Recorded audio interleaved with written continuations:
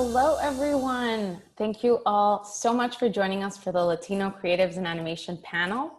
My name is Ingrid Tos, and I work in the original animation team at Netflix, and I am so excited and honored to be here this morning for what I hope will be one of many conversations about Latino representation in animation. We know that there is a lot happening in the world at the moment. So on behalf of Netflix, we want to thank everyone for taking the time to join us today. So one of the main reasons that we are here today is to celebrate the beginning of National Hispanic Heritage Month here in the US. So for those of you who are not familiar with this tradition, National Hispanic Heritage Month honors and celebrates contributions both Hispanic and Latin Americans have made to the US society and culture. So the way I see it, art preserves culture, but it can also be a vehicle for social change. And that is why we're here today, to help change the narrative and take a step in the direction of authentic representation. We're here to champion and celebrate each other, but also to acknowledge the challenges that we face and the change that we need to see. So now to dive right in, and before we get to some of the great questions you all submitted, I want to welcome these amazing panelists who are some of my Latino heroes at Netflix Animation. So I hope you can see everyone because I can't see what's going on, but I hope you guys can. Hello, everyone. So why don't we go around and have everyone just do a quick introduction. If you can share your name, where you're from, what you do, and your favorite animated character. So Dan, you're the first one on my screen, so let's start with you. I knew it. Okay, my name is Dan Hernandez. I am a writer and producer. I'm a Cuban American from South Florida, Fort Lauderdale, Florida. What was it? My favorite animated character? Yes. I guess my favorite animated character is Daffy Duck. Ultimately, nice. I know it's a little classic, but I don't mean like kooky Daffy Duck. I mean sociopathic, Duck Dodgers Daffy Duck. I think that's my favorite animated character. Amazing. Chandra, you're next on my screen. Hi, I'm Chandra Austin. I'm from Los Angeles. I'm Black and Mexican, and my favorite animated character is Tina Belcher because she's an awkward teenager, and that's how I feel all the time. Amazing. Shirley, you're next. Hi, good morning, everyone, or good morning, good evening to some. My name is Shirley Ibarra, and I oversee the new to Netflix talent incubation initiatives designed to engage emerging writing talent for animation.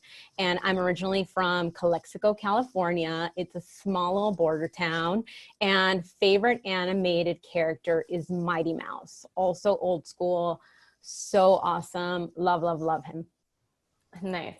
Jorge, you're next. My name is Jorge Gutierrez. I'm currently writing and directing Maya and the Three at Netflix and some other unannounced things. And my favorite cartoon character is Popeye the Sailor. I always love Popeye, the lesson that you could be, really ugly and messed up. But if you fight for what's good, good things will happen. I love that lesson. Amazing. Felipe, you're next on the screen. Hey, Felipe Salazar. I'm a picture editor, currently editing Big Mouth on Netflix. Favorite cartoon character, I would choose another duck, but Donald Duck. For some reason, he always seemed more human to me. He would get angry. They even had the count to 10 episodes. For some reason, his personality clicked. Nice. He is a good one. He has a very unique voice also. And then Andrea, you're next on my screen. Sorry, I forgot I had to unmute. Hey, I'm Andrea Fernandez. I am Chilena. I was partially raised in Canada, and now I've been in LA for like 10 years. I'm an art director at Netflix for series, currently working on the Cuphead show. And I had an existential crisis when you asked the question about the favorite character. Oh no. I was like, no, what is it? I don't know. I'm probably similar. I probably have the same like ones recurring, but I always liked like female superheroes or villains. Like I loved Catwoman and Batman the animated series. Or I liked Sailor Mars and like Sailor Jupiter and Sailor Moon. So those are always like probably Nice. stuck out. Like if I was to pretend to be someone, that's who I would pretend to be. So I don't know. But then I have silly, silly favorites. So like all the ones you guys mentioned are really good. Awesome. Sorry, it was a hard one. I know it's hard to pick. I was like, no. I'm totally gonna also jump in because mine is Nemo because I think he's so perfect, unique, and perfectly imperfect, and so brave, so small, and always just going after what he wants to do. So I'm gonna go with Nemo. So cool. Let's get started. So we received a lot of questions from our attendees about breaking into the animation industry and just getting your foot in the door. And I know that we all obviously have very different roles and started in very different ways from different places around the world and somehow ended up in the same place. So I would love it if you could explain a little bit how you got into animation and kind of your journey to where you are. So Andrea, do you mind if we start with you? Me? Yes. Okay. Sure. Let's see. I'll try to make it quick. I went to school for animation. I never thought I would go to school for animation. It was really just to defy my parents. But I got in and I was like, I can make it happen as an artist. I was like, when I got in, I had like stars in my eyes. I was like, no, I'm gonna do this. The reality of what I was doing became much harder. The more I got into it, I quickly realized I had to move to the US if I wanted to work on the type of projects. If I wanted to lead, I had to work in the US. So I kind of emigrated over here about 10 years ago after college. Since, you know, in the beginning, I worked at a really small studio. They brought me over here on a visa.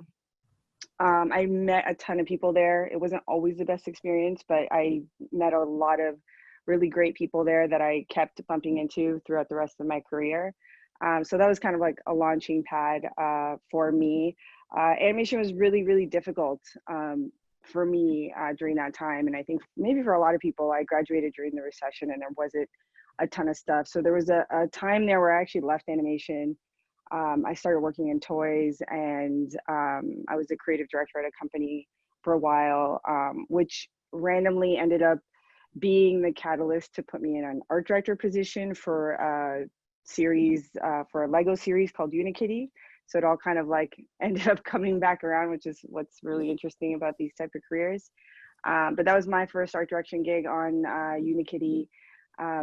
I had been doing, you know, like visual development and toy design and character design for a long time prior to that. But that was like my first kind of leadership role, I would say, in animation, specifically after working in toys.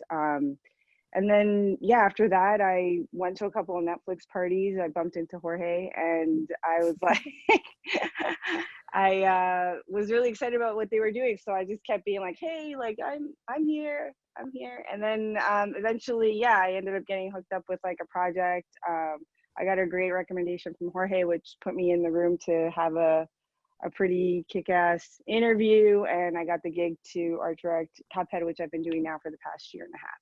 That is awesome. So I actually met both you and Jorge at the same event. I don't know if you both remember, but it was my first Nalip event when I first moved to LA, and it was so awesome. Like I met Andrea, like the opening event, I was like, oh my God, that's a woman working in animation. Like she's so awesome. And then literally the next panel was like Jorge speaking about how he started in the industry. So it was such a powerful event for me to see two amazing people and now be able to work in the same company that you guys are working is honestly, I've mentioned myself every day. It's really cool. Yeah, no, I always tell people about your story. So I'm equally excited. I'm like, it works.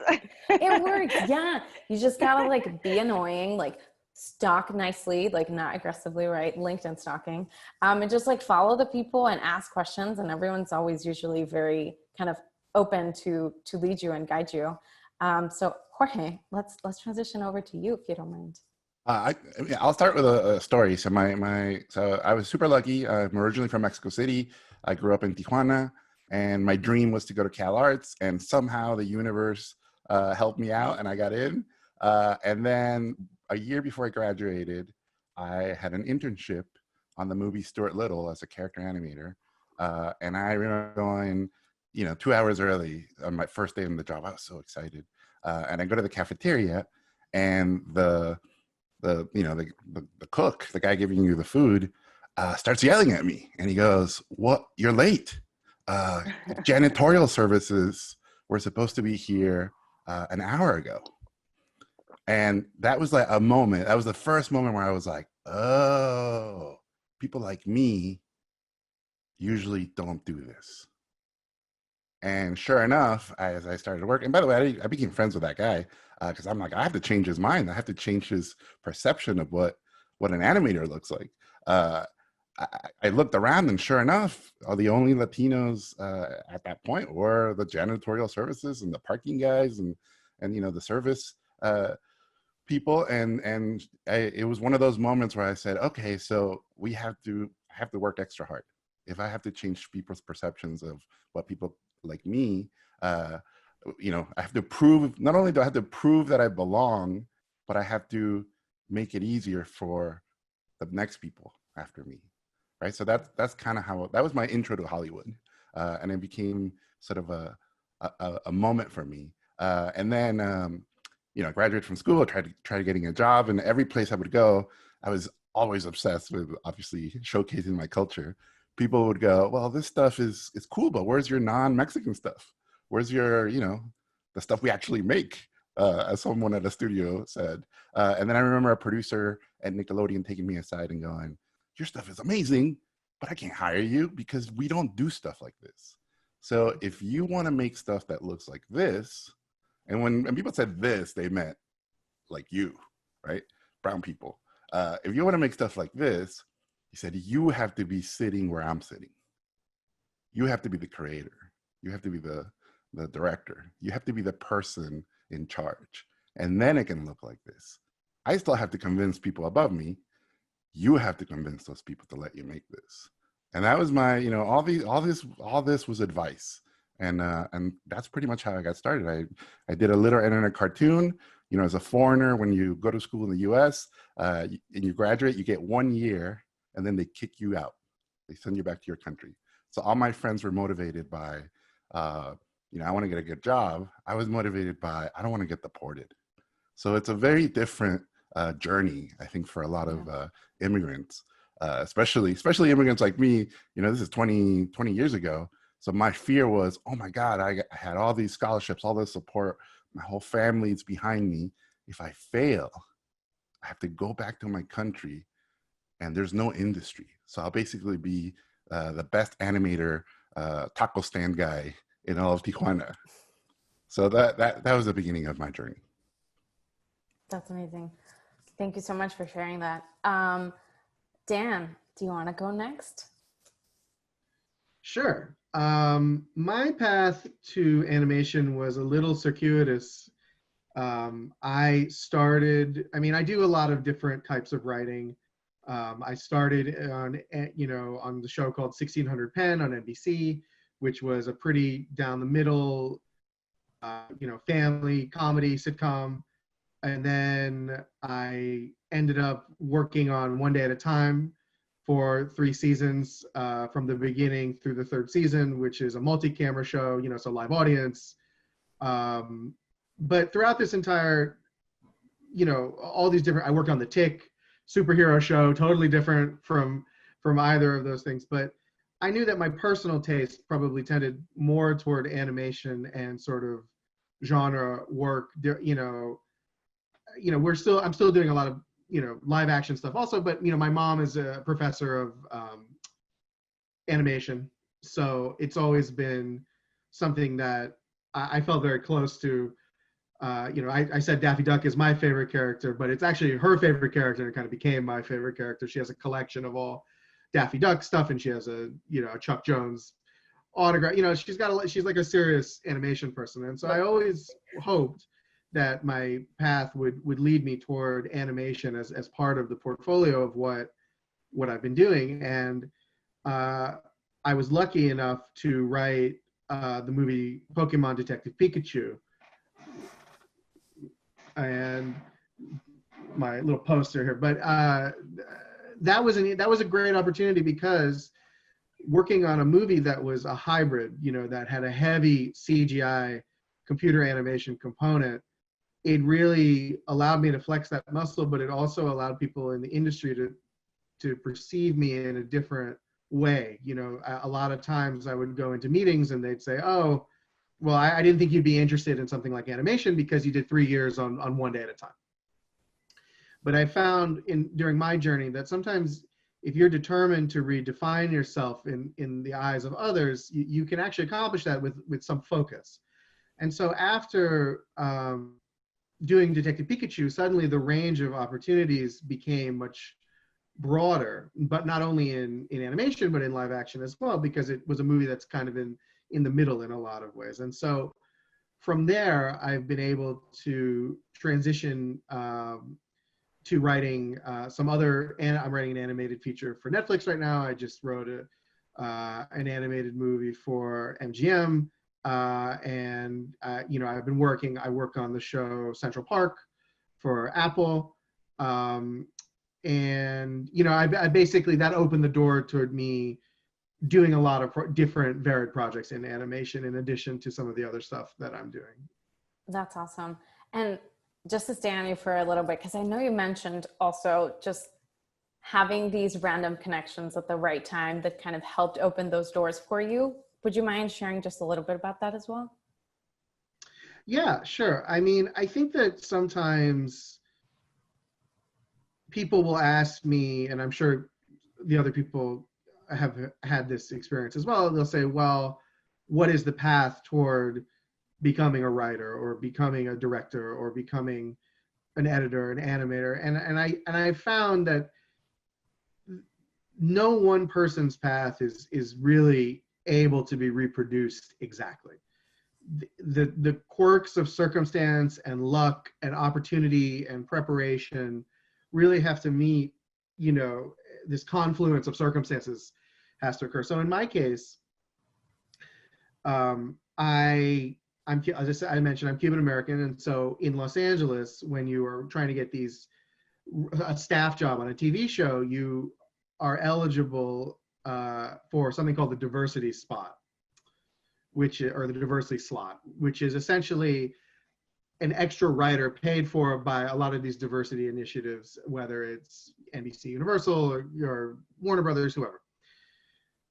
So I had met, along with my writing partner, Benji, I had written scripts that I think were read probably when they wouldn't have been otherwise. We were with a very small agent at the time, but because I qualified for this diversity spot, we're actually getting in the door a lot of places that at our age, we were, 24, I don't think that we would have probably been read at, and we met at all these amazing places, 30 Rock, Community, Parks and Rec, American Dad, great, amazing places. We did not get those jobs. But what we did do, and this is something I also encourage people, is we met a lot of people along that journey that got to know us. And when luck happened, which I'll explain in a second, those people were ready to be helpful because we were already a known quantity. It was like they knew us, they liked us. So even though sometimes not getting those jobs is extremely devastating in the moment, you have to think of it as a continuum of progress, right? It's like even getting in the room is a success in and of itself. It doesn't feel that way all the time in the moment, especially when you really want something. So as fate would have it, I went to high school with Josh Gad, the actor, from Beauty and the Beast and Frozen. A great person, just an amazing talent. And Josh, for many years, had said, well, if I ever get a TV show, I really want you to write for it. And I said, oh, okay, Josh, I don't know where you're going to get this TV show that you're talking about, but sure, that sounds great. And then he went to New York and he did a show called Book of Mormon. And he came back with a Tony nomination, which I still think he should have won. And they split the vote. Andrew and Josh split the vote. It's very, anyway. but he came back and he said, hey, guess what? I have a TV show. Would you like to come to the pilot punch up of my show, 1600 Pen? And for me, that was like Eminem and 8 Mile. I was like, this is my moment, writing jokes, gotta write the funnies and the chuckles. And I managed to get a lot of material into that pilot. In retrospect, I realized that a lot of the more senior writers who were there at that punch up probably weren't that invested because they were already established, and you kind of do these things as a favor. But for me, it was like the ultimate once in a lifetime opportunity, and it proved to be that. So I try to be honest about my journey, which is not everybody can go to high school with someone that gets nominated for a Tony and gets their own show. But many of those people I had met on my journey of meeting on these diversity spots on other shows at NBC, all of a sudden when they wanted to hire me on 1600 Pen, it wasn't like, who's this guy? It was, oh, that person that we've known for a few years now. We've been trying to find a way to work with him. We love him. And that's how I got that first job. So it was luck, it was preparation, it was, sort of groundwork of, and ability to whatever extent. And so I think it's important for people to realize that, like, that's not really you can't really replicate that as a journey. But I think the principles underlying it, which is try to see even what seem like setbacks, try to have some perspective in the moment of saying, actually getting even in an interview with this person is a great thing.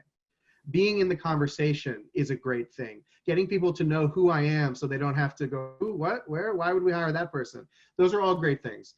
And when your luck does change, or when that opportunity does present itself, you got to be ready to seize it.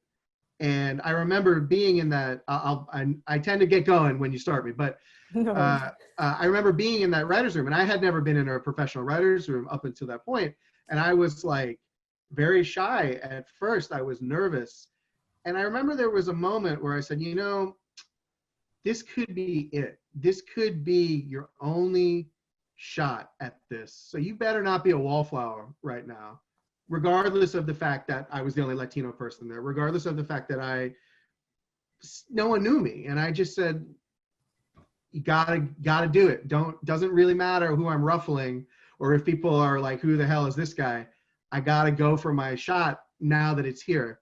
Yeah. And I did. And it really ended up being sort of the thing that launched the rest of my career. So that's what I mean when I say, everyone's journey is different. Yeah. But absolutely, there are things you can do to prepare yourself for that moment when it comes. You just have to try to recognize it and not be afraid to say, okay, I'm doing this. Yeah, that's amazing. Thank you so much for sharing that. Felipe, I know you also have a very unique journey. You started actually in live action. Do you mind telling us a little bit of how you got your foot in the door working in editing? Yeah, of course. I was born in Los Angeles. I think I skipped that earlier. My dad was born in Mexico, my mom born in El Salvador. So being in LA, I was attending film school like a lot of people from here do. And I was working on car commercials and some training videos while going to college. And I was excited, I was making some money, but it wasn't entertainment. And after graduating, I could feel that heavily. So I decided to take the money I saved up and I quit the job so I could find the job in, showbiz. And I tried a little assisting editing on feature film. Eventually, I was invited to Titmouse's grand opening party. And there I met Damon Yaches, who was editing Metalocalypse at Titmouse. Season 1 had just started. We hit it off, we exchanged emails. It was the flip phone era, no texting. And so I had free time. I hit him up, are you free to grab lunch? And maybe I could hang out and see what you're working on. I wanted to be in the edit bay and see how different, animation editing is.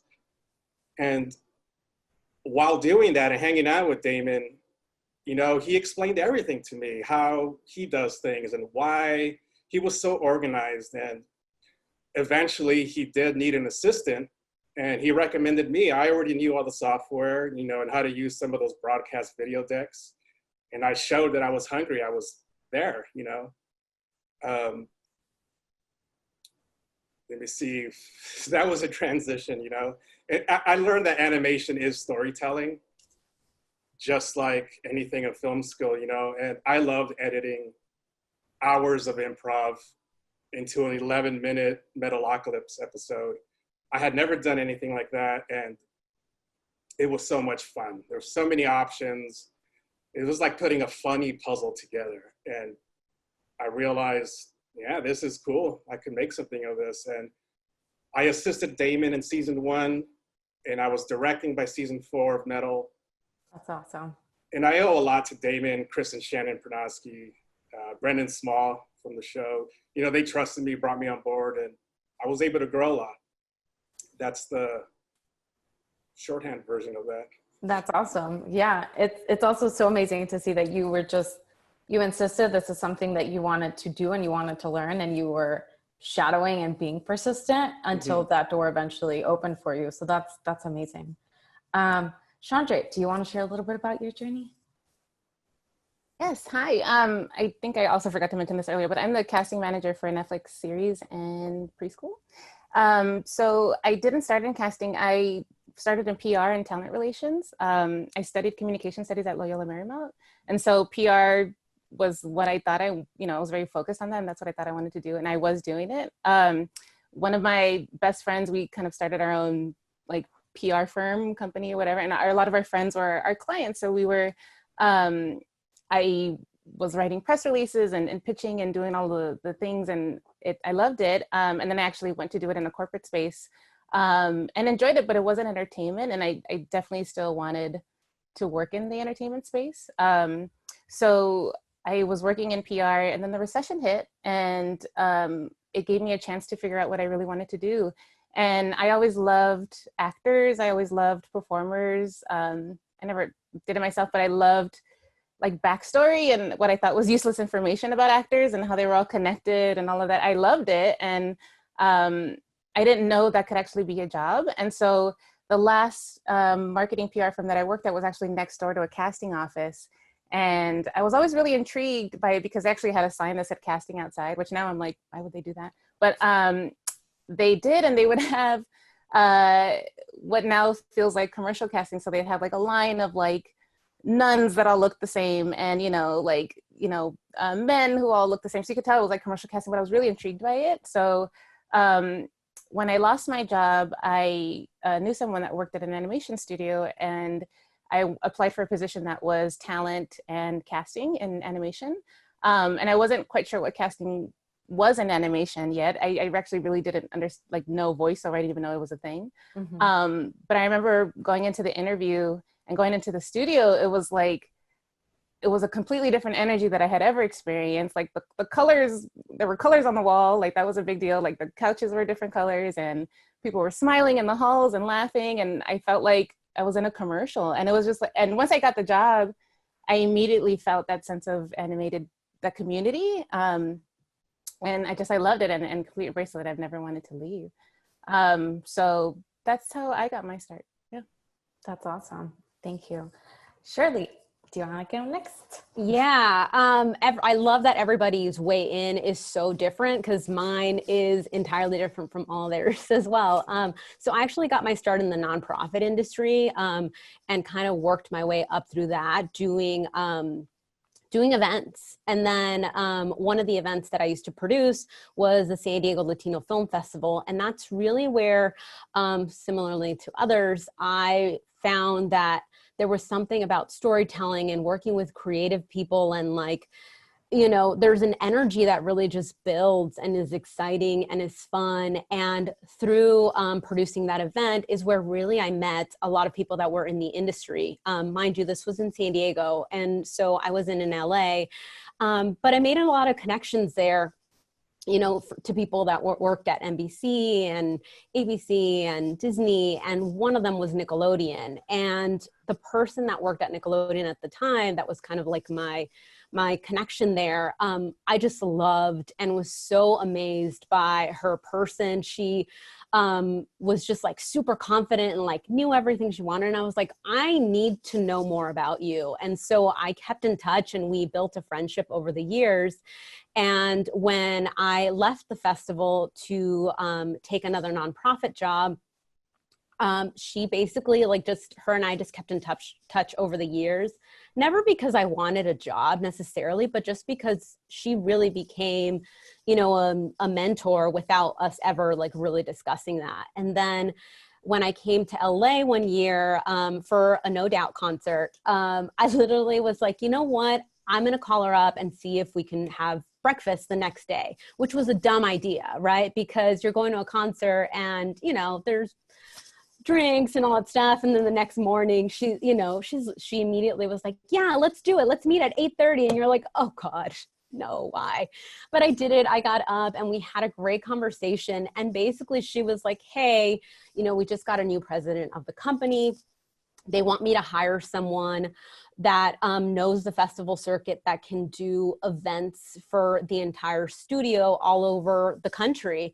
And I think you'd be great. And I was like, but I live in San Diego. And she's like, no, yeah, you would have to move. And I'm like, oh, you know, it was that thing where you're like, wait, what's happening? And how do I do this? And do I have to make decisions? And anyways, that job actually didn't become available until 6 months later. And I came in and interviewed and then got the job. And that was really, my start was, you know, not entertainment related, but it was really just about building the relationship with someone. And over time, just knowing and being aware of like where your talents lie. Yeah. And since then, I mean, I stayed there for almost 7 years before I got to Netflix, and also coming over to Netflix was very similar, where I was just always wanting to meet people and just connect with people, and for no other reason than just I like people, right? I like to tell my story. I like hearing people's stories, and that's how I ended up at Netflix now. That's awesome. Thank you so much for sharing this. So I wanted to dive in and just talk a little bit, like personally, I feel like my Latino identity, the fact that I'm from Costa Rica, is just a huge part of who I am and what I bring to the table in terms of like my perspectives and what I want to see in front of the screen, the people that I want to see in front and behind. But I'm wondering if we can talk a little bit about how our Latino identity kind of informs our art, but also how we balance this with other things that we're passionate about, because we're not just one box. We can and we are Latinos, and that can be something that we bring into our stories, but there's so much more that we can offer and that we can bring to the table. So Dan, I'm wondering if you can start us off with this. And you Sure. oh, there you go. I will do my best. It's something that I've thought an extensive amount about, because I think that there is a tendency in the entertainment business to, they tell you this, especially as a writer, when you're starting out, they say, well, you need to be known as this one thing. We need to brand you as this. You are a Latino writer who writes multi-camera comedy. That's what you are. If you do more than that, people will be like bewildered by this. Right? They'll be so confused that they couldn't possibly understand how you could write a different genre, or be interested in, horror or romantic comedy, or it'll bewilder people to the extent that it's not possible. And so there is a tendency to, I think, flatten things out. And I think that that's especially true in the kind of content that is considered for Latino people. And I've had a wide variety, and I guess what I am getting at is that I think, in fact, I know that what the Latino artist wants to make is always going to be informed by the soil that sprouted them, right? I'm a Cuban person. That's not going to be divisible from my art. However, I'm interested in telling all kinds of different stories. I'm interested, writing something like One Day at a Time, which was about it really was a Cuban family, and there's an abuela, and she cooks and she dances, and I think that a lot of times that is the tendency is to say, oh, well, that's what Latino writing is. That's what Latino creativeness is. It's a family story. It's familiar characters. Not to say that show is not excellent. I think it complicates things in a really great way. But I think that is the kind of show that has, when you think of what is a Latino show, it is, I think, closer to that. Whereas for me, the kinds of Latino shows I was interested in creating were, for instance, I'm working with Blue Demon, the luchador, right now on a superhero show. So that's it's extremely Mexican, it's extremely Latino. That's a part of my personality that I want to be able to explore and be able to do those sorts of things. But something like Detective Pikachu, there's nothing inherently Latino about that, except for the fact that I wrote it. So what I'm bringing to it is, there was a certain character that right until the very last minute was named Miguelito, right? I didn't ask anyone to name this character Miguelito, but I just did it because I said, I'm a Latino person, and I think there should be a Latino in this movie. Now, it ended up being a different person of color for whatever, I wasn't in charge of that, but I think that by making that decision on the script level, I pushed that movie a little bit toward, oh, we should be more inclusive of all different kinds of ethnicities and backgrounds. And I think one of the feedback that I have received, which has been so meaningful to me, is more than one person has said to me, I watched the whole movie, I really liked it, and then I saw it was written by a Hernandez, and it blew my mind, because the kinds of opportunities that Latino writers are getting are generally not in that space. And what I try to be an ambassador for is saying, and Jorge can probably speak to this as well, there's a whole range of stories that we can tell that are not necessarily Latino, but what if you gave a Latino the opportunity? I mean, I know, Roberto Orci and Phil Lord, they're telling genre stories, Spider-Man, Star Trek. Those stories benefit. I mean, look at Spider-Verse. What a remarkable accomplishment. But I think coming through the heuristic, or the point of view of a person of diversity, or a historically underrepresented person, you're gaining so much from that. And so I try to encourage people that even if you don't necessarily want to tell a story about a Latino family doing, up in their funny shenanigans, and you want to tell, a totally radically different story that isn't Latino, it's still so valid. And I think that we need to try to change the thinking around who gets the opportunities to tell some of these stories, especially very mainstream stories, because I think that by inserting a little bit of yourself into those mainstream stories, you push the conversation towards more inclusion. Yeah. You don't have to necessarily ask permission to do it either. A lot of the times you, as the writer or the creator or the director, have an opportunity to just say, this is what's happening. On the Blue Demon show that I'm working on now, I didn't ask anyone to have heads of departments that are not all, but almost all of the departments are filled by people of color. I didn't ask anyone to do that. I just felt that it was important, and I made a decision that these people, who maybe some of whom hadn't had opportunities in the past to work on a show like this, I said, let's just do it. Let's just do it. Let's not ask. And we're benefiting so much from that range of experience and diversity. And I think just getting people to expand what is possible from the Latino creator is a really big part of the conversation moving forward, I think, from basic things like letting people in the door and not assuming that they're the janitor. I think that's the next evolution, and that's something that I really try to legislate for. Again, you get me going, and I'll go. No, go. this is amazing. So I hope everyone is not too bored by my tedious. Dan has said it all. It's true. That's true. Where I'm coming from. It's interesting to even just track that. It hasn't taken that long, but you're saying, because for me, I was in college when El Tigre came out, and I was just like, oh my gosh, that means someone would even let somebody make that, that was so exciting at the time, that it was even a possibility. But yeah, it's like, you know, at that point, it was just because it was like the only thing that was animated that they would even let you make like that, you know. And like now diversifying past that in terms of like this type of stories Latinos can tell is I think equally as important as showcasing the culture that you do have as well in your stories.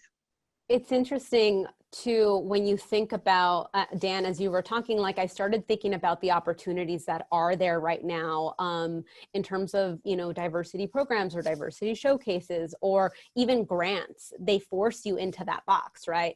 So as a Latino, yes, sign up for this grant to tell your Latino story. And you're like, oh, I just wanted to, you know, do a horror on, you know, not about the experiences I had and the, you know, growing up Latino.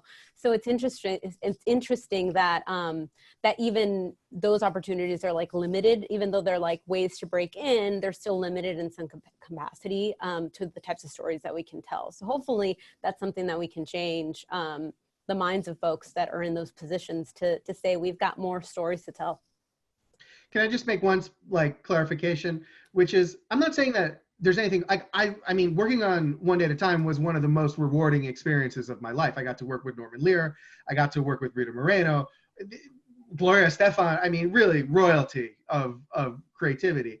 All I'm saying is that we need to have access to all types of storytelling. Look at something like Vida, so specific, so, you know, laser focused on that story and those characters. There's a whole range of things. So look at the work that Jorge is doing. Beautiful, imaginative, you know, animated worlds fused with his culture and our culture.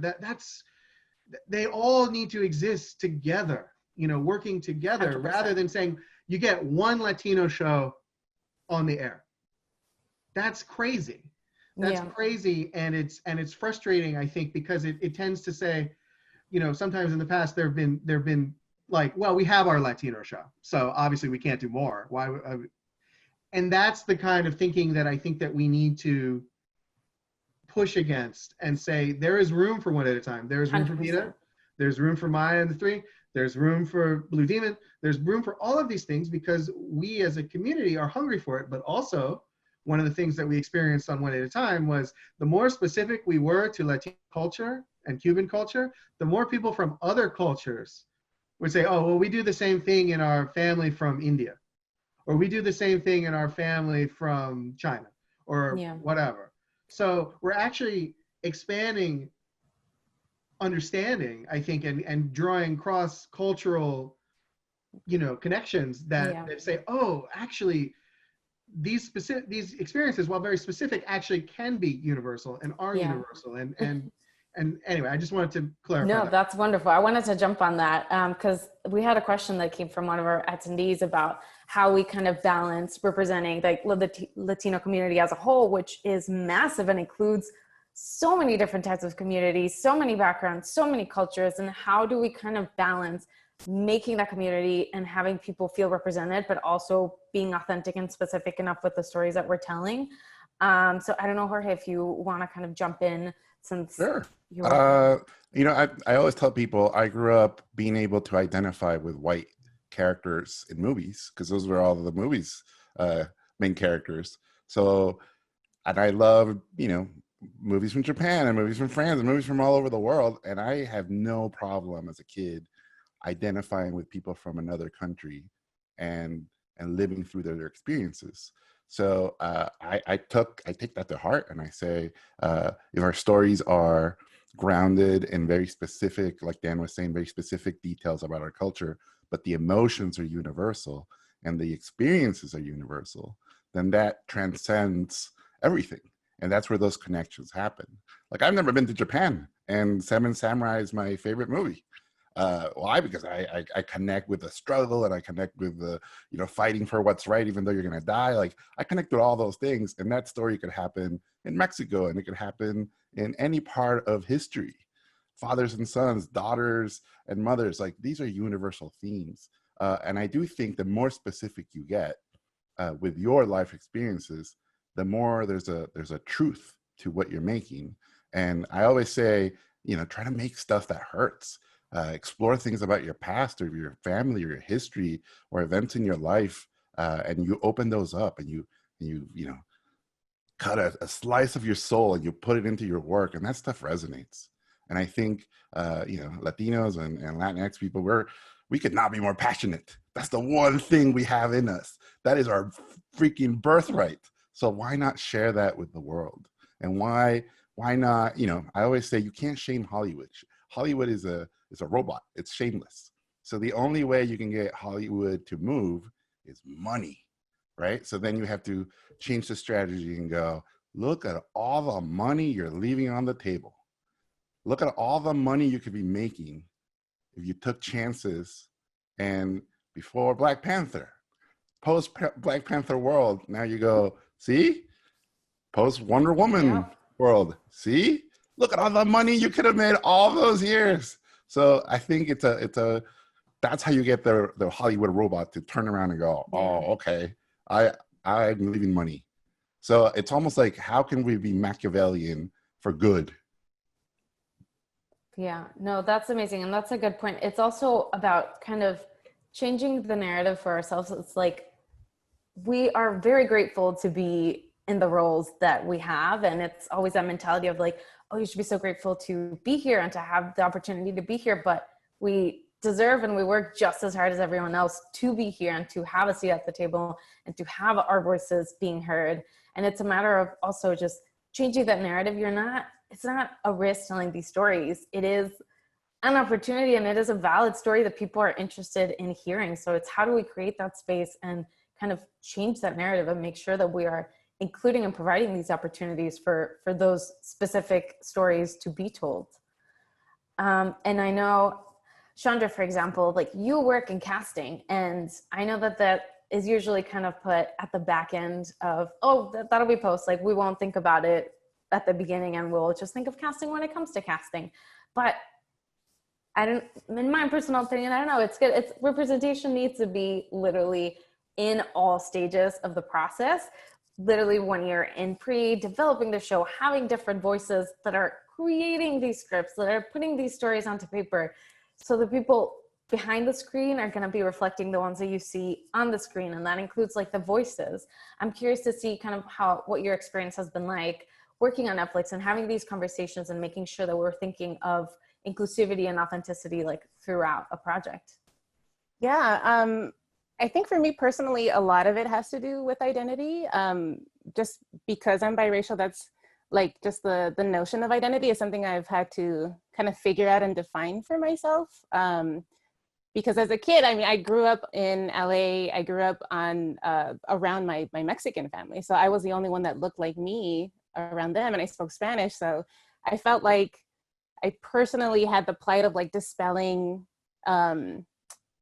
stereotypes of like both sides of my family, you know what I mean? Because a part of it too is that my parents were really young when they got married, and my mom actually didn't tell her family she got married. So, and I always knew that, and I thought that was interesting because all I ever saw was like the love between everyone and both sides. And so to know that in the back of my mind, and then also like as I'm growing up, I look differently than everyone in my family. I just naturally felt like I had to dispel what people thought, for me, it was like what people thought Mexicans look and sound like, and what people thought, Black people look and sound like, because I was both and I didn't like fit into either box. So being in these spaces and being in the rooms with executives and, when you're talking about voices, oftentimes, again, like being the only brown person in the room, I definitely would hear like, oh, this person or this performer doesn't sound like a Mexican or doesn't sound like,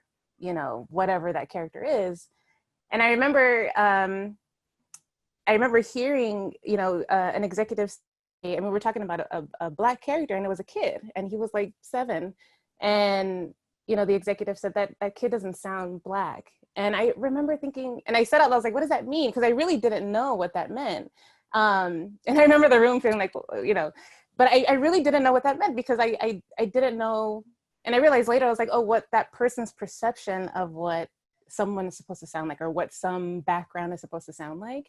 And from then on, I felt like it was my own personal mission, because I was the only one, to make sure that people didn't have a definition of what someone is supposed to sound like, especially kids. Kids are kids, right? Like, I feel like when you're hearing, you know, a room full of kids screaming, you have no idea where they come from, right? Like, they're just kids having a great time. And so the fact that we make our content for children, I feel like that's huge, because why are we trying as adults to kind of, you know, impose what we think people are supposed to sound like to them? And I think that often comes with accents, like especially in the Latino community, there are you know, such a range of accents, and there's a lot of unconscious bias about what each accent means, and what, you know, economic background, and a lot of really bad assumptions of what, you know, where that person could come from.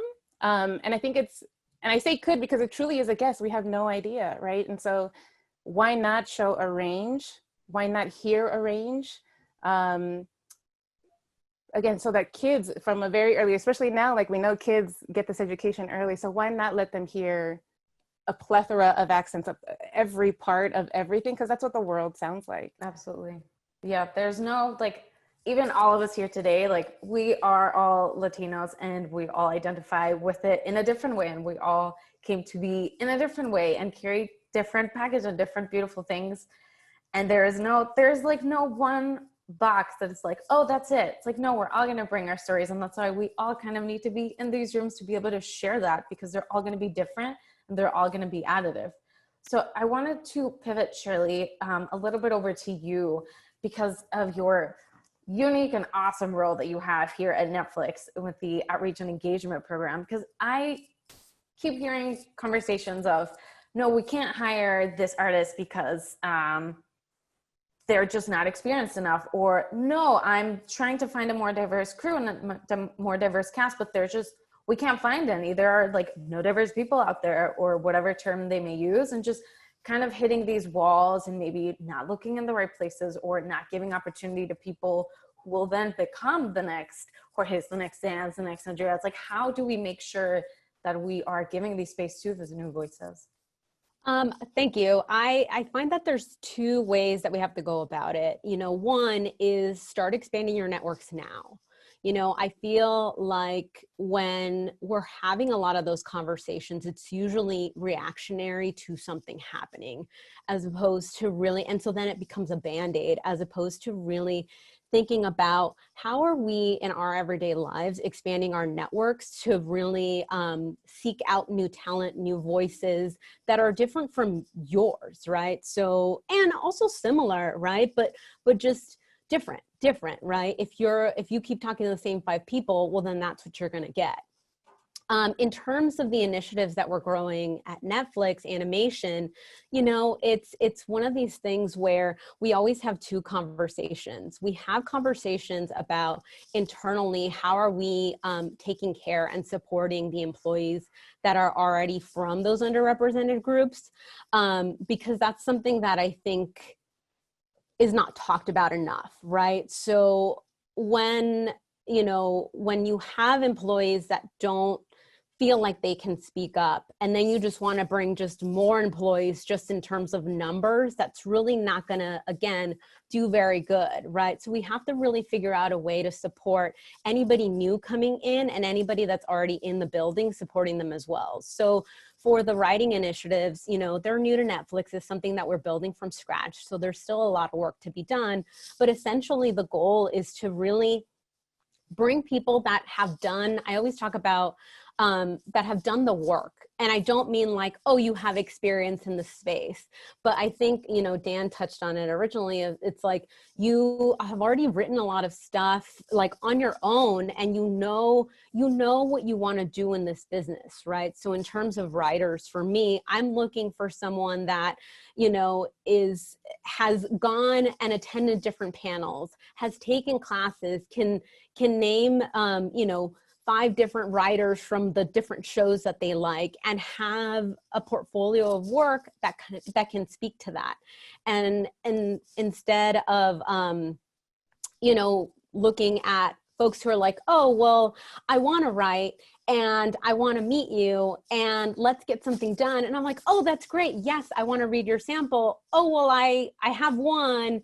And then I have a couple that are like an outline or premise stage. And I'm like, no, like I need you to get writing. And then once you do, come back to me and let me know that, you know, you've done the work. Because a lot of the times the way that we talk about writers inside the business, right, is it's easier, to Dan's point, right? Like if you have a couple of samples in one genre, it is easier for us to be able to say, okay, well, let's try and find a position for this person in this genre. And a lot of the times it's because we know that you can focus in that area. And a lot of the times it's easier to be an expert in a space when someone's taking a quote unquote chance on you, right? I find that with these initiatives that we're growing, it's no longer, the conversations that we're having, it's no longer about finding the diversity slot and filling that, which is an additive position, which means, oh, I already have my writers that I want, and let's add another one because we need that.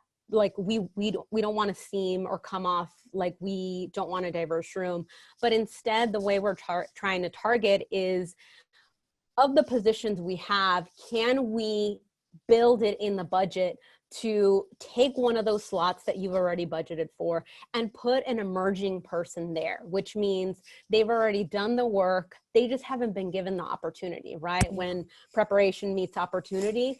And for us, it's really saying, okay, you've, you know, already done these samples, you have your work, you've done the work. We want to give you the opportunity to come on as an actual writer, you know, and then we'll support you on this end on the things that you may not know, right? So a lot of people talk about the writer's room and how do I get experience in the writer's room?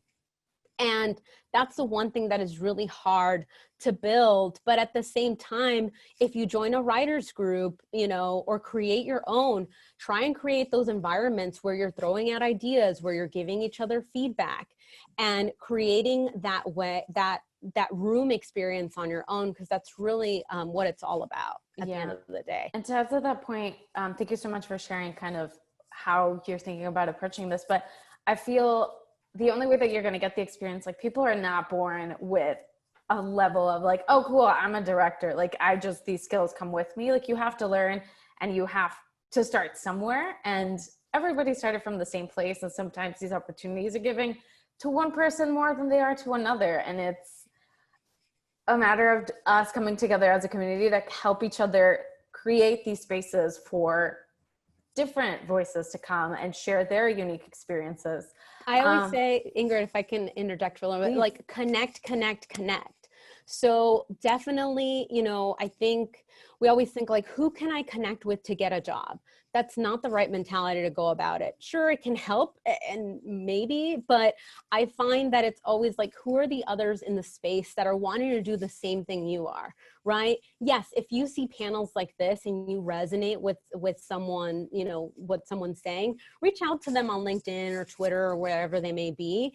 But also add that little bit of like what touched you or what you resonated with, so that, you know, it becomes more than just that blind, like, oh, I want to connect with you because I'm hopeful that you can get me a job, right? But networking, people, right, is another word, just like diversity, that's like overused way too much. But networking is really important. And it's not about just building relationships, but it's really about connecting with the person. And it's not just like people that can get you jobs, but also just building your own community, because you'll rise together. Yeah. You know, Dan talked about, you know, his connection, and it was because it was someone he knew. And it's like, you'll start building those relationships and one of you will get that opportunity and then just bring everybody along. And we have to do more of that as well. Yeah. Thank you so much for sharing. Yeah, I know it's amazing right now that I have all of these awesome people, all Latino leaders in the same panel, but that's not always the case. And sometimes you are going to be the only one in the room that looks like you and that has your perspective. So Andrea, I don't know if you could kind of kick us off with this one. Have you ever felt kind of out of place or being the only kind of voice representing, and how as a leader do you make sure that others feel included and feel welcome to kind of speak up? Yeah, I actually have had a really hard time working on a Latino project. Like, someone please hire me. I feel like I'm always like stuck with the other guys. So and I love it. Like, I feel like I get to work on stuff that's it's more mainstream, I guess, if you want to call it that. So I have really been the only person in leadership that's either a woman or Latina. Often, actually, almost all the time. And sometimes it's hard to confront. Chandra talked about that a little bit, like that you're often kind of confronted with this like bias that people aren't even aware that they have. I've had to deal with that when designing characters, when writing new characters. I've been confronted with some really awful things that people don't even know they're kind of throwing at you. But I've kind of dealt with it one of two ways. And I try to think like there's like there's two ways that people come at this. It's like either they just don't know it, and that's easier to confront. And then some people are willful about it, and that's a different thing to confront. I think when people do it, unknowingly, it's kind of easier for me to have that conversation right there and then, like, hey, I don't want to treat it that way, because that's not, it's not the way we want to be, showcasing this character. It's not the way we want to be thinking about this storyline for, X and Y and Z kind of thing. And most of the time people are cool with that, like most of the time people will like take a step back and kind of think about it with you. And, when people are willful about it, I find the workaround. I find the workaround then, and it's happened less and less, in the last 5 years. In the first 5 years of my career, like I was not allowed to touch like a Latino character at all, a Black character. Like I had to ask about like everything.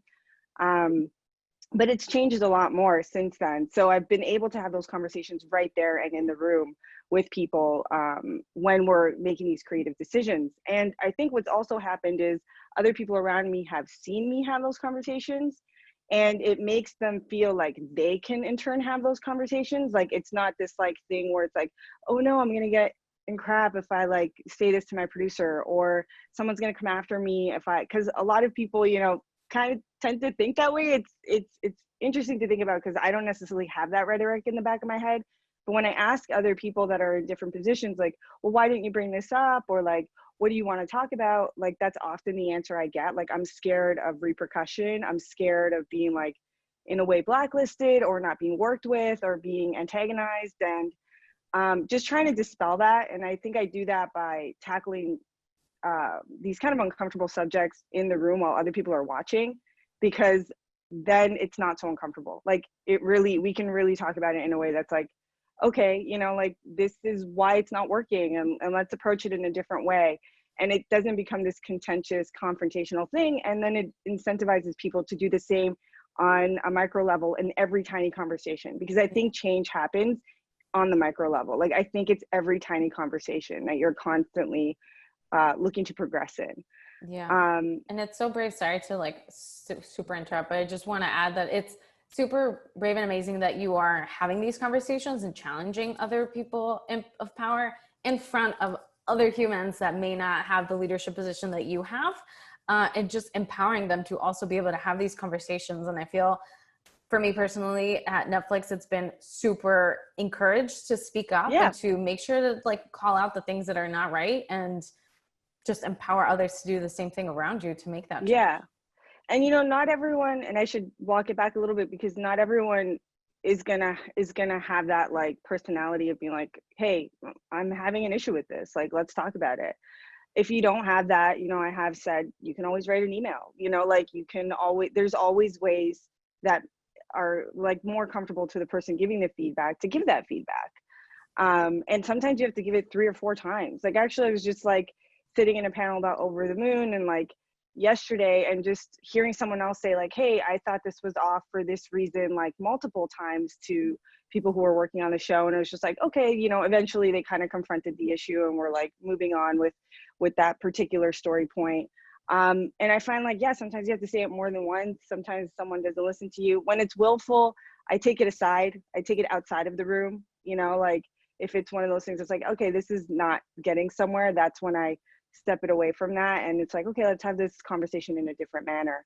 Yeah. But that's like such a small, like, I guess what I want people to come away with, it's like, that's like 1% or like 5% of the time. Like most of the time you can have these conversations in a really productive manner and move the needle forward, like little by little, until you like, you know, break through and have these like these projects, and people creating these projects really understand your perspective and where you're coming from. Yeah, because I'm sure all as storytellers, like all we want to do is have an authentic representation of this character and of this voice that we're putting and bringing into life. So having these conversations, being open and being willing to have also the people that are going to help make this authentic. So diversifying your team, making sure that you have all the different perspectives. It's not about just having, oh, everyone then is going to be one type of person and that's the only voice that we want to hear. No, the whole point of having diversity is including different points of view, a little bit of everything, so that we can all challenge each other and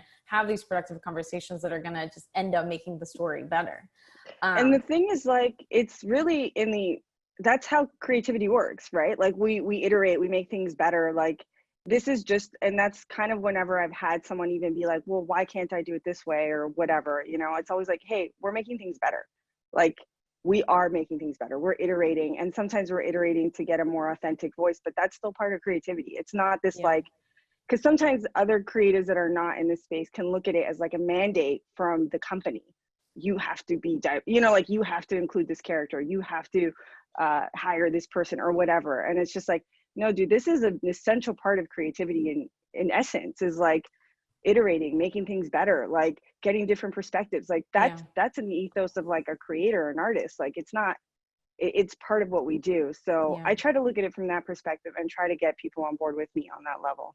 100%. And I think adding on to that as well, you can be creative and you can be a storyteller literally at every point in the animation process, like whether you're creating and writing the outline, whether you're designing the characters, when you're editing in the editing booth, like you get all of the material and then you have that creative opportunity to kind of make it your own. So Felipe, I don't know if you want to share a little bit of what your experience has been like, because I know you've been editing for almost 15 years now, and I'm sure you've had different types of crews and different types of shows that may or may not have been diverse, and kind of if you've noticed a difference with your work when you're approaching these stories. Yeah, a diverse crew is super important, and I'm seeing it right now working on Big Mouth. You know, that is the most diverse crew I've ever worked with. Not just in the writer's room, but to the editors. There's some Latinos doing some AD work. And it just doesn't stop at race. There's diversity in age, religion, sex, identity, orientation. And you end up with the very compelling, relatable, in-depth characters and stories, you know, when you make it work this way. And I think that's why it's a hit. But I have worked on the exact opposite of that, where I was the only minority. And unfortunately, it showed, you know, but I'm lucky that I was there to filter or edit out some untasteful writing and gags, you know. I was glad I was there and I voiced my opinion. This doesn't work. This isn't going in, you know. If that gag's gonna go in, it wouldn't really play out well. So that's the short form of that question. Yeah, no. And I think it's awesome that even after the fact, by the time that gets to you, you still have that power as a leader and editing that story and putting everything together where you can also have a place and have a voice and be like, hey, this is not okay. I'm gonna make it okay, or I'm gonna make it less not okay, and still have that empowerment and that power to do that and still have an effect on the story, which is what people are gonna be taking away from. Yeah. So that's amazing that you have been able to speak up in those opportunities. And I'm so happy that Big Mouth is very diverse and bringing all these perspectives. It's an awesome show. If you haven't watched it, watch it.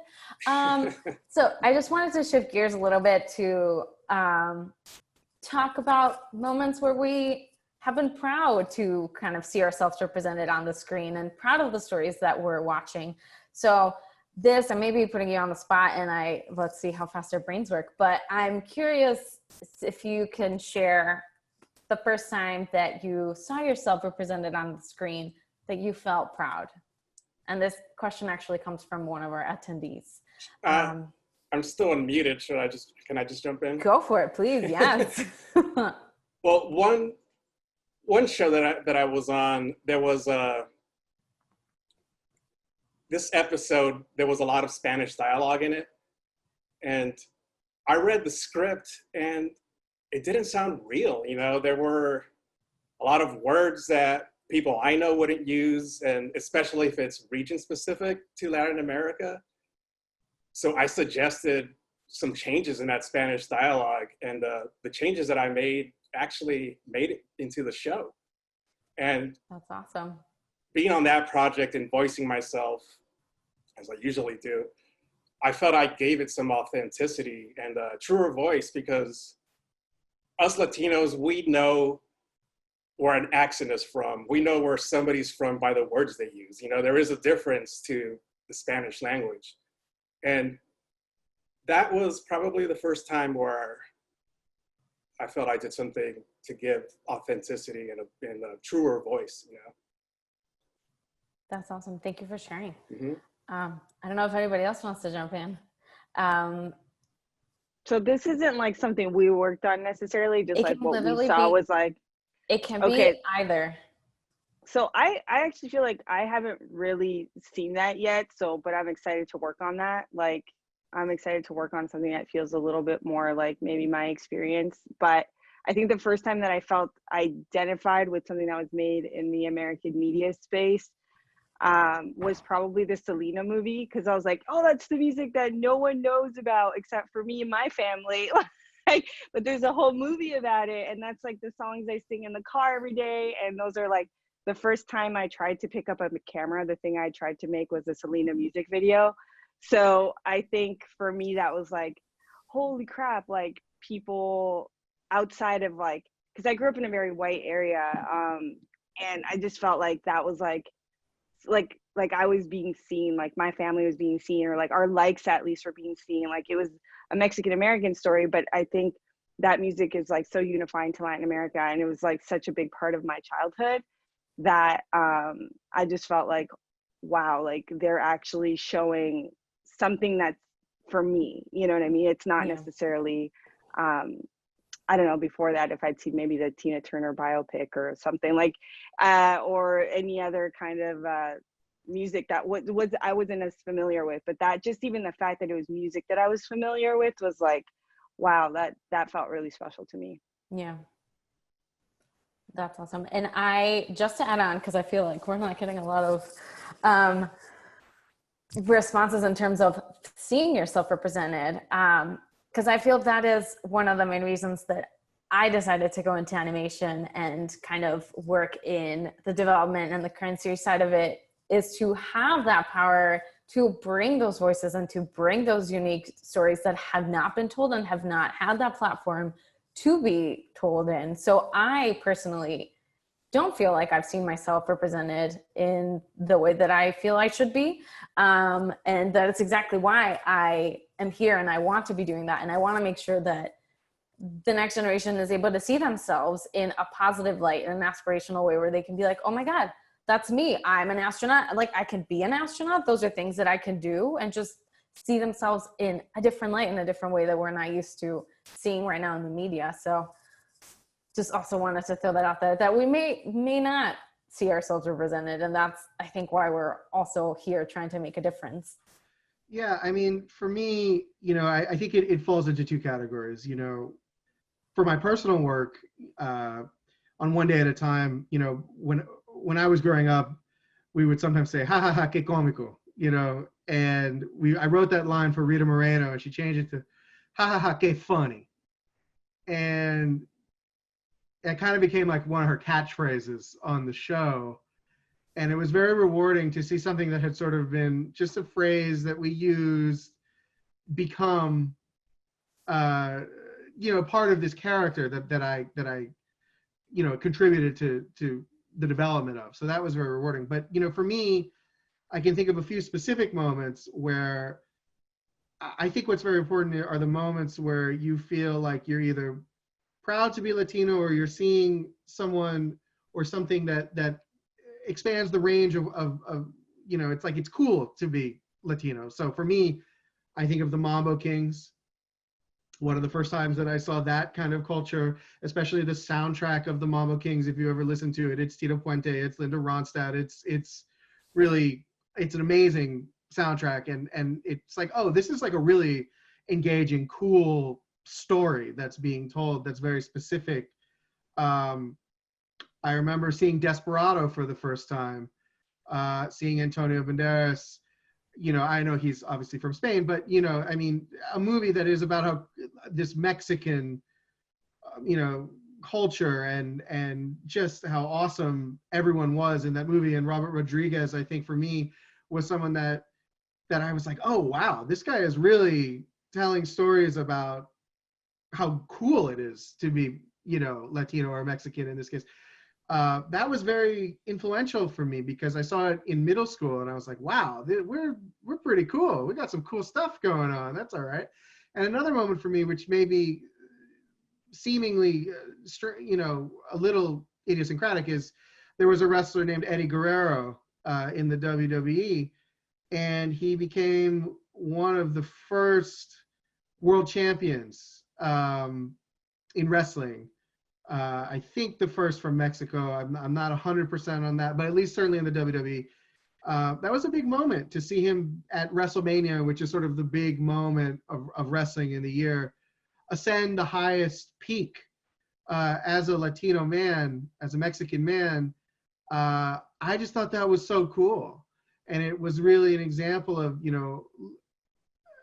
seeing this larger than life figure ascend the mountain and say, he did it because of his skill, he did it because of his background, all of these things. And obviously wrestling is, it's not real, but what is real is the emotion that it provokes in the people who are watching it, especially young people. So I think that it's sometimes helpful to look for those moments where you say, oh, this speaks to me in a different way than, Captain America kicking someone's ass. That's great too, but there are these very specific moments, I think, in along your journey where you go, oh, this is speaking to me on a level that other things don't, and then trying to unpack why that is. Yeah. And what it is about those stories that are resonating, and then hopefully trying to replicate them in some way in your own work. Now working on a show that is about, somewhat about wrestling, it's remembering that feeling of like, oh, this actually was a big deal when Eddie Guerrero won this championship, even if it seems, maybe crazy to some people. It meant a lot to me. And I want to infuse my own work with that sense of, oh, there's something really cool about being Latino, and we can create these moments for others who can then hopefully carry it forward and infuse their own work with that spirit of where they first felt identified, truly seen. And I think that that's something that we can all strive for in our respective mediums. And I think that's a good goal. Guys, we are running out of time so fast. So I wanted to make sure we touched on another big question that came up a lot from our attendees, which was just in the era of Zoom and being in quarantine and being at home, how can you still make an impact, and how can you still get your foot in the door in the animation industry? What steps and what advice or final advice can you give these students or people of all different ages just trying to get into the animation industry? I don't know if you can share any final tips.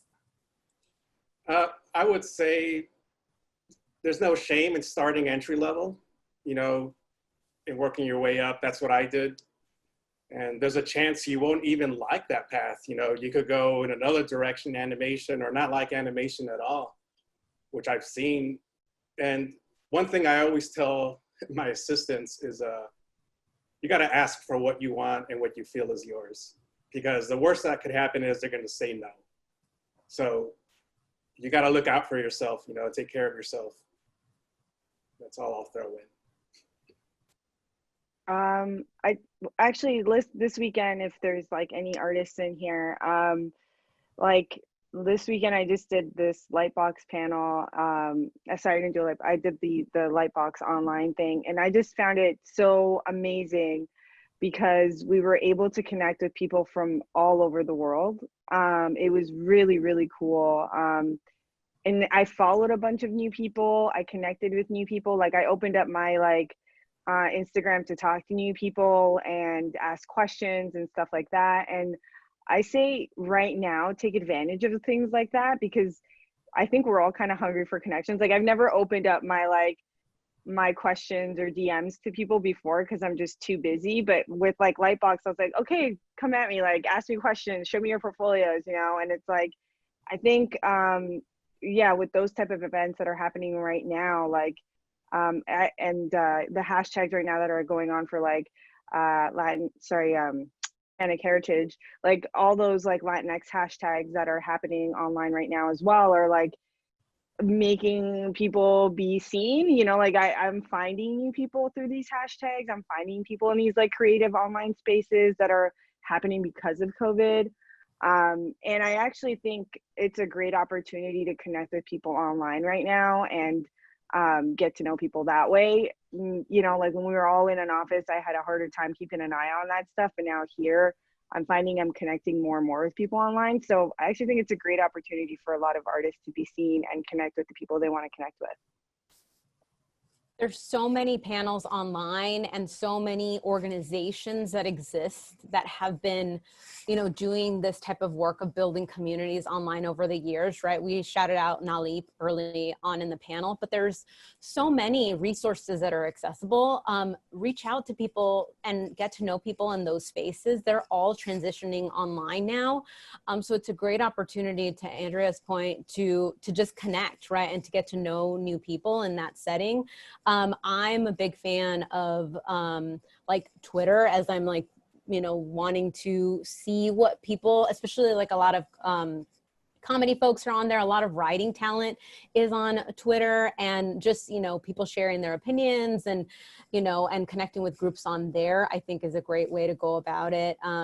Austin Film Festival is coming up for any writers. You know, it's not specific to Latinos, but part of it is like inserting yourself into those environments where those people that community already exists, right? So it's like getting more Latinos into like the Austin Film Festival, into their competitions and that kind of thing is really great, because I'll be there. I'll be doing roundtables. So just shouting that out there. Awesome. Jorge, do you want to share any words of Yeah, wisdom? I think we're in a golden era of animation. There's never been more animation being made. Adult streaming has changed everything. I think it doesn't matter where you live anymore, thanks to COVID. You can be in any country, anywhere.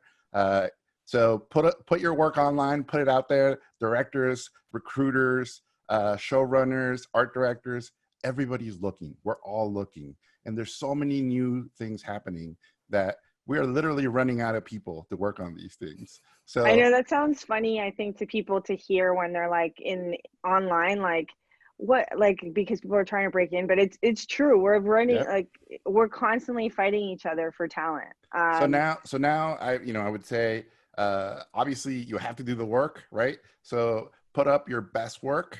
I always say, put up the stuff you love to do, because it shows. And if people hire you to do the work you already love doing, win-win. Don't put up any work you hate, because then if you get hired to do that type of work, you're going to be miserable. But this is your time, people. This is the golden era. Take advantage of it. Make little shorts, make little cartoons. You want to be a director? Direct a little short. You want to be a visual development artist? Just go at it. Like, there's no more distractions with traffic and interacting with real people. This is the time for us artists to showcase our talent. So take advantage of it. This is our wave. Surf it. Beautiful. Dan, do you have any final words? Oh, I don't have final words. The problem is getting to them. Yeah, I mean, I think that it's always very daunting to undertake something that's very hard. This path is not easy. It's fraught, and there's a lot of rejection, and you have to get used to that. And especially for creative people, it can sometimes be hard to be in an industry where people are saying no or making subjective judgments about your art all day.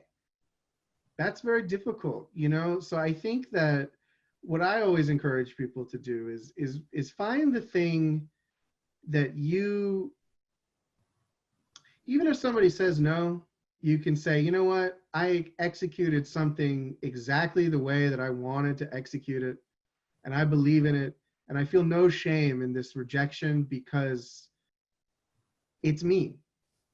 And I always say right off the bat, even for me at this stage in my career, 50% of people will read my stuff and probably think it's garbage. Just right off that 50%. And then there's another, I'm not good at math, but I think I'll get it right. There's another 40% that are like, it's okay, it's fine. And then within as you keep going down that substrata, to finally someone that is going to say, this is pretty good. I like this. Yes. You're looking for that one person to say yes. You're not, don't worry about other people saying no. You know, I had a professor in college who, he was the head of the theater department, but he seemingly hated theater. And it always was very confusing to us why. He's a brilliant person.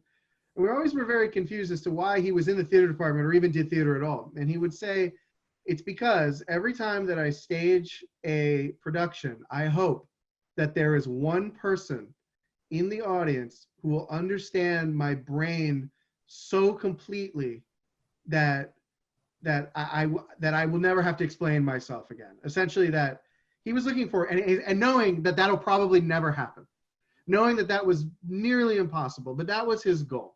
And I think that creativity, artistry is similar in the sense that you're trying to create something that it gets to that person that's like, I think I understand what this person is getting at. And more than that, I dig it. I like it. I'm going to get behind it. I'm going to support it.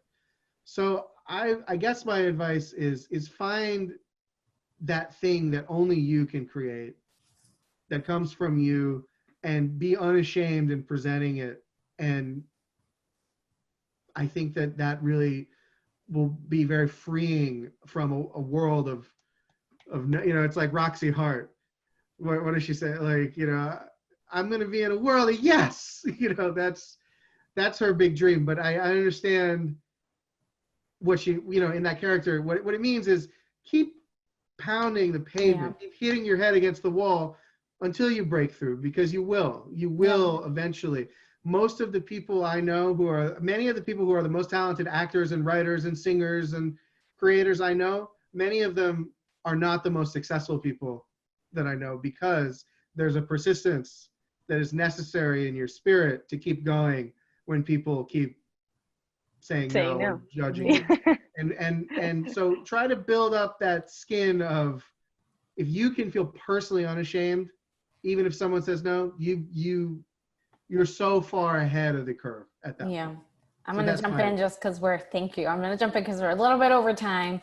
But I want to give a massive shout out and thank you to everyone who helped put this panel together.